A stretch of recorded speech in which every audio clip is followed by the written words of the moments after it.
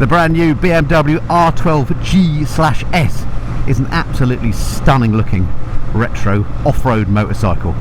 But at what cost?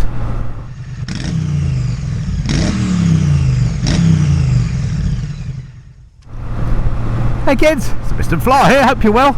Welcome back to the channel and welcome back to a very sunny Great Bissenden, where today I'm riding an absolutely stunning looking, well in my opinion anyway, retro motorcycle from BMW. It is of course the R12G/S, brand new for 2025, inspired by the original GS of the 1980s, the R80G/S. That slash is very important. They lost that, I don't know, maybe when the 1100 came out, I'm guessing. But certainly they don't have the slash in the modern 1300. Anyway, it is, in my eyes at least, a beautiful looking retro bike. Harps back to that bike of the 80s, as I say.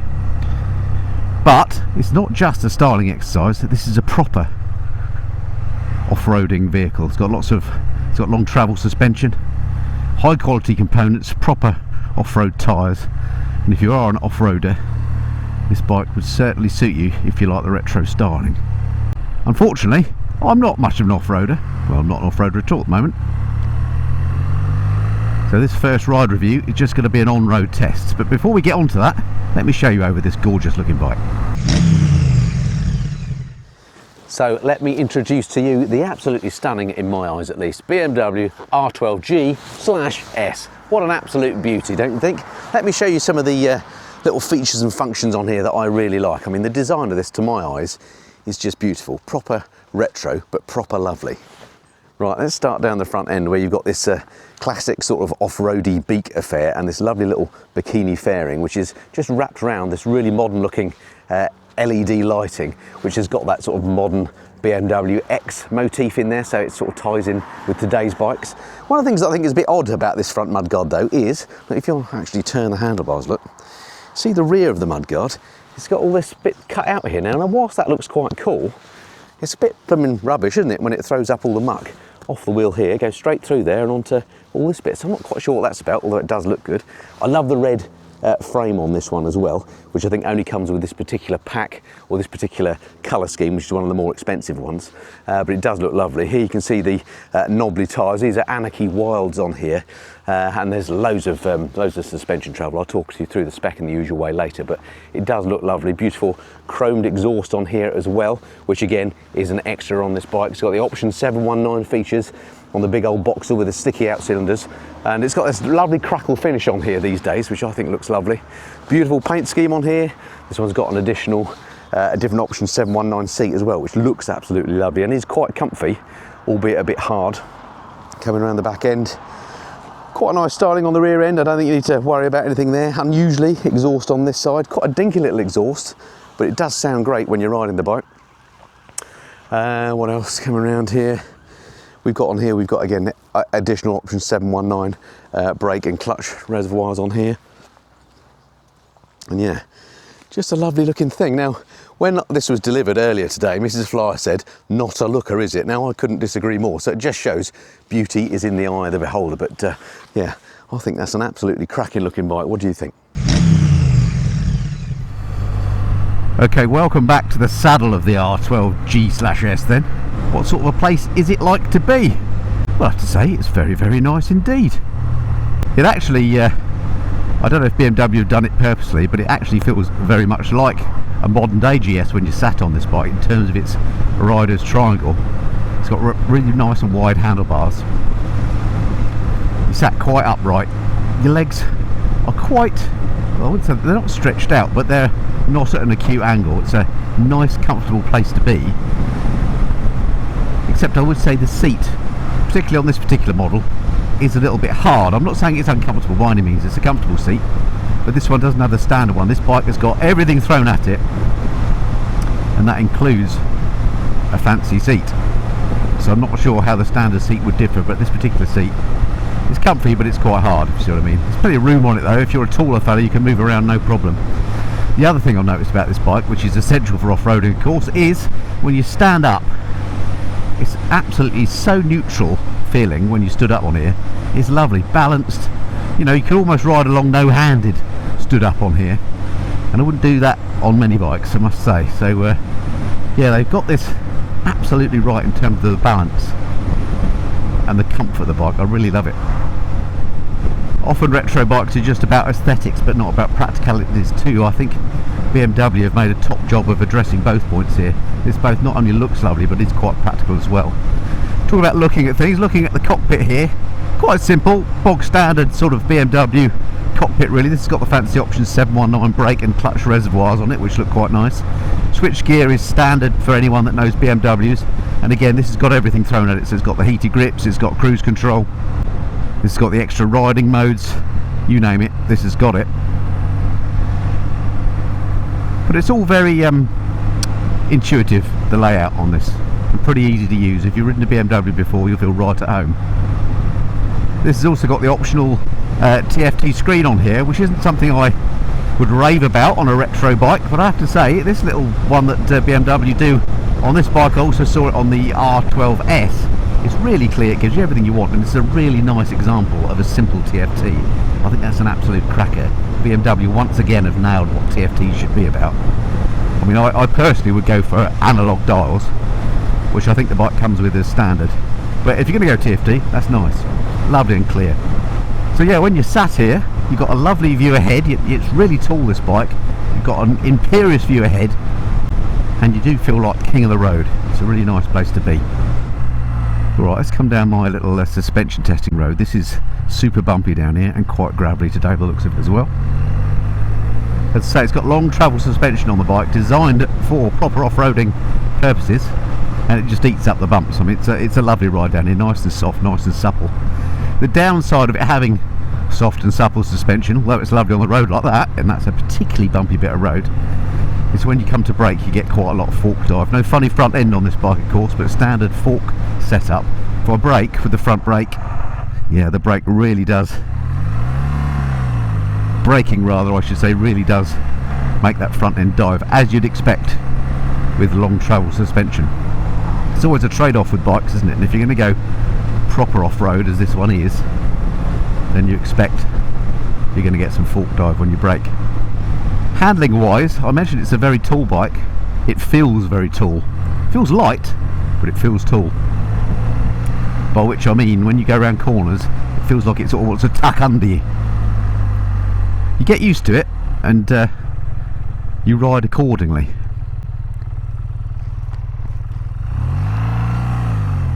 But it does feel a little bit strange to me as a road rider in the corners. I guess that's again another compromise.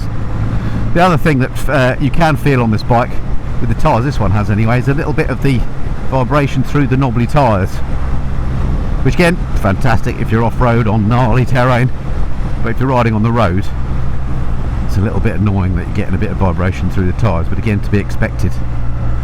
Unfortunately, I can't go ripping down here because my fun has been stopped by this horse box. However, this bike isn't all about ripping around at high speed. Mirrors on the bike are your classic BMW mirrors, same as we've seen on loads of BMWs in the past, GSs and so on. They work really well, rock solid, great view out of them. Now this is the old school boxer engine. It's the 1170cc air and water cooled unit, which gives the bike some lovely character. It sounds great, by the way, and when you start the bike it has that sideways rock and roll that people love about the boxers. I personally aren't a massive fan of that, but I get that it gives it character. Where's this horse box going? We'll never know, because sadly the indicators are broken.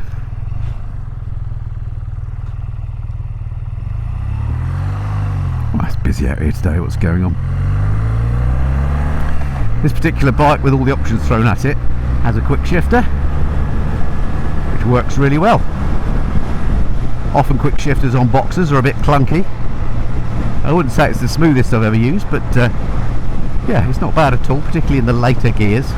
First and second, if you're going slowly, you might want to use the clutch, but otherwise the quick shifter is great on this. That is again an option, comes with the comfort pack, I believe.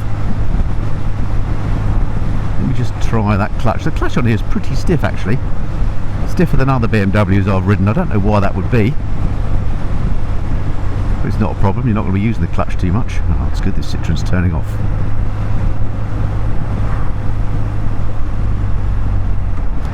Quite long geared on here. I've been riding around this second quite a lot, and you don't run out of oomph for some time. Unfortunately the mic on this camera doesn't pick up engine noise very well, but it's got a nice note to this. It's not particularly loud, but it does sound nice. And usually the exhaust on this is on my left. Most bikes it's usually on the right, isn't it? Hello sir.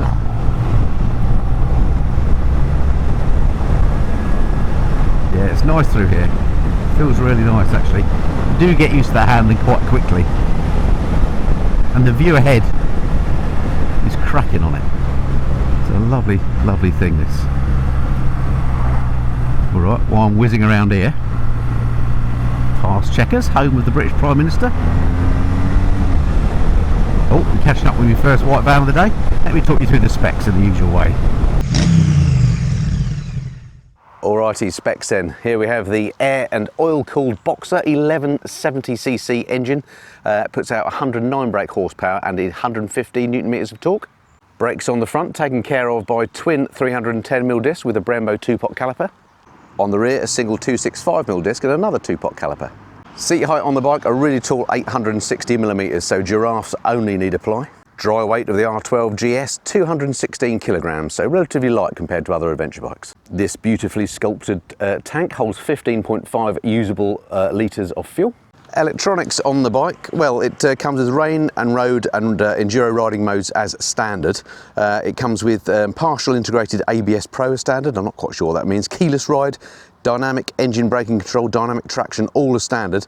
Optionally, you can have headlight pro, tyre pressure monitoring, digital display and connected ride. But check out the BMW website for full details because there's all sorts of stuff you can have on here. Right, price of the bike, it starts at 14,420 according to the website, but once you start to spec the thing up in the usual BMW way, prices soon escalate. So I spec'd up what I thought this was on their configurator, and with the various packs that this has got on it, there's the comfort pack, the option 719, 2-pack, etc. I got this bike up to £19,300. I wasn't trying to max it out, that's just what I think this bike's got on it. So knocking on the door of 20 grand for one of these, it's an expensive old bike. Other things you need to know is that there are optional packages which include the Enduro package, which this one has, gives you this 18-inch rear wheel, the Enduro footrests, handlebar risers, which we can see here. You can also get the comfort pack, which again this has, which gives you Shift Assist Pro, the cruise control, hill start, heated grips, and there are loads of accessories available for the bike as well. Okay, welcome back. I still haven't dispatched the white van, unfortunately, but I'm very much enjoying my ride on the R12G/S. It's a beautiful bike. So the question is it worth all that money?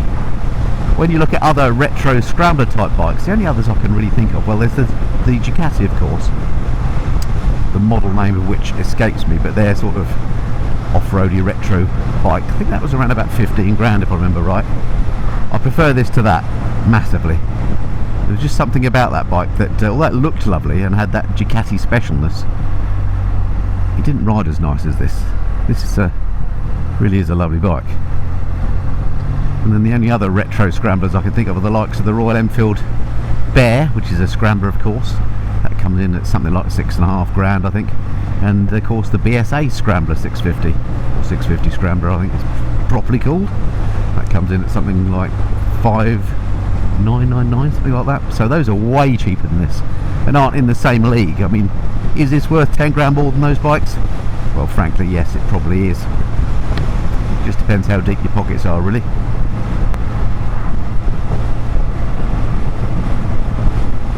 But between this and the Ducati, which I guess is a better comparison, I personally prefer the looks and the ride on the BMW. Alright, it's all very well swanning around on the bike and enjoying myself, but you've got to get practical at some point, haven't you? So what's the bike like to live with?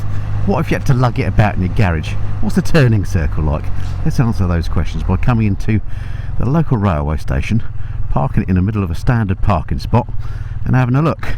Alrighty, first up, very tall seat as I've mentioned on here, so just fine neutral, nice and easy to do.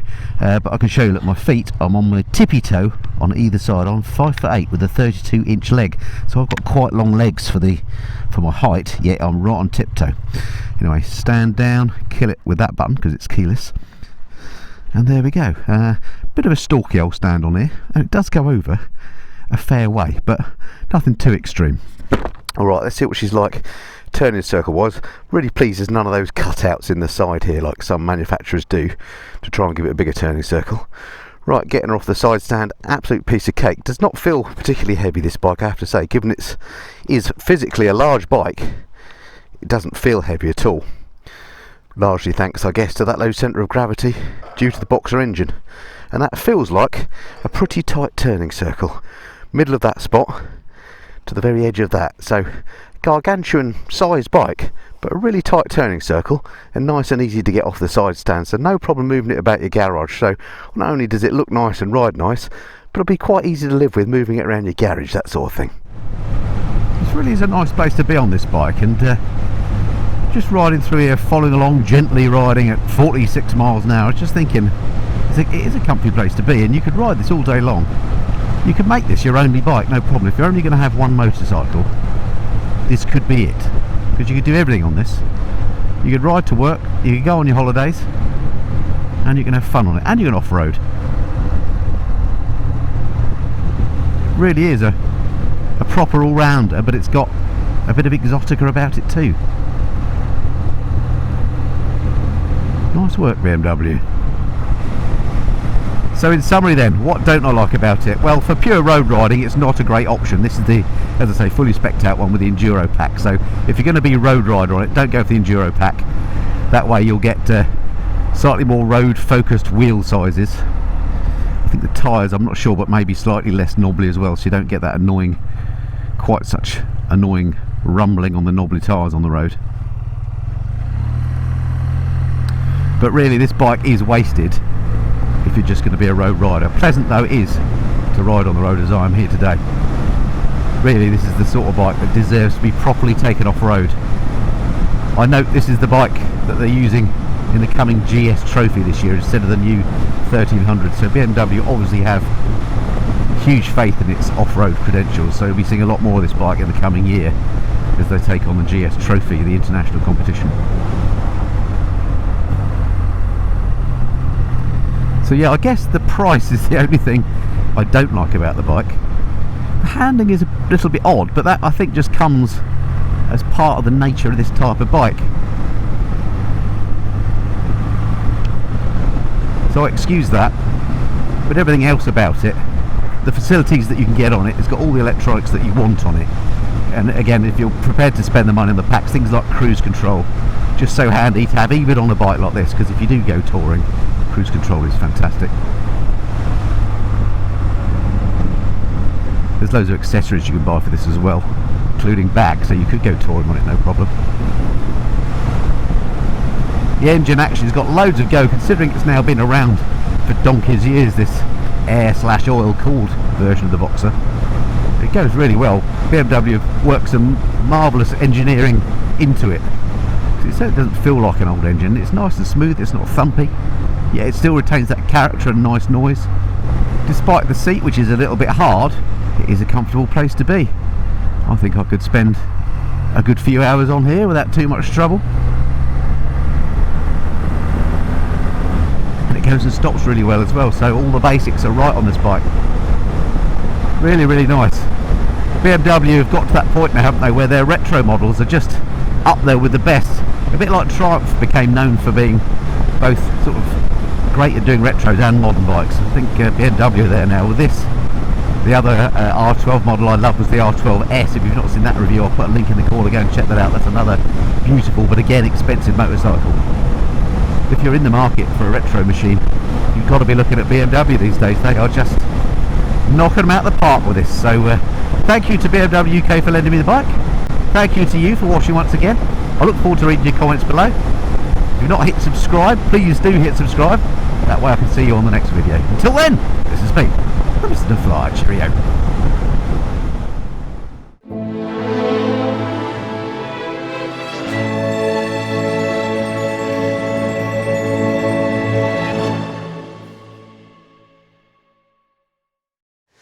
Right, thank you for sticking around till the bitter end of the video and for my now infamous fashion segment where I'll take you through the kit that I've been wearing on this review, because often people ask me what's that jacket you're wearing or whatever, so it just saves me answering all those comments. So starting off then with the jacket, I've written down the details. This is from Halverson's. It's called the Holman's wax textile jacket. This is what I wear basically on retro bikes. I think it's a stylish looking jacket. It's CEAA rated, which is their kind of touring spec. It includes level 2 shoulder and elbow armour. It's got ventilation on the chest and back, and it's waterproof, and if you want one of these it'll come in at £289.99. I'll put a link below. Next up, my jeans. You've seen these 1,000 times. Here they are. These are from a company called PMJ. They're their De jeans, D-E-U-X, like the number 2 in French. These are brilliant single layer AAA jeans. I wear them all the time on and off the bike. They come with removable knee and hip protection and a leather belt. They're very comfy, they fit me well, I just think they're great, and these come in at £239.99. Once again, links below. The gloves I've been wearing today are from a company called Five. They're a French company. These are their RS2 Evo gloves. They're very lightweight and flexible for summer gloves. They've got touchscreen compatibility, and they're perfect for also for using my camera because they're nice and textile. I can feel the fingers easily. Full grain leather, textile with protected knuckle bits and palm protection. They're CE level 1, and these come in at £64.99. Again, I'll put a link below if I can find one. My crash helmet, as ever, is a Schubert C5. This one has got Cardo comms built into it, and it's an absolutely comfortable thing. It looks like a sports helmet, but it is actually a flip top. I've also got a smoked visor on this one. It's ECE 22.06 compliant, which is what you want these days. It's very comfy. It gives me great visibility. I've actually got 3 of these. They're very, very quiet as well. Again, I'll put a link below to the helmet. Something you may not have seen are my boots. These are my Falco Gordon 2 boots. I wear these all the time. Again, not just when I'm on the bike. They're absolutely excellent retro riding boots. They have a High-Tex waterproof membrane. It says here, D30 ankle protectors. I find them very comfy. As I say, I wear them all day long, not just on the bike. Haven't got a price for these. Oh, yes, I have. £209.99 is the RRP, but when I recorded these at Sports Bike Shop, you can get for £144.99. Again, I'll put a link below. And just full disclosure, the links I do put below are to sports bike shops. Those are affiliate links, so if you click on those and you subsequently buy something, there's a little bit of a kickback for me at no extra cost to you. So yeah, just thought I should let you know that. All right, speak to you soon.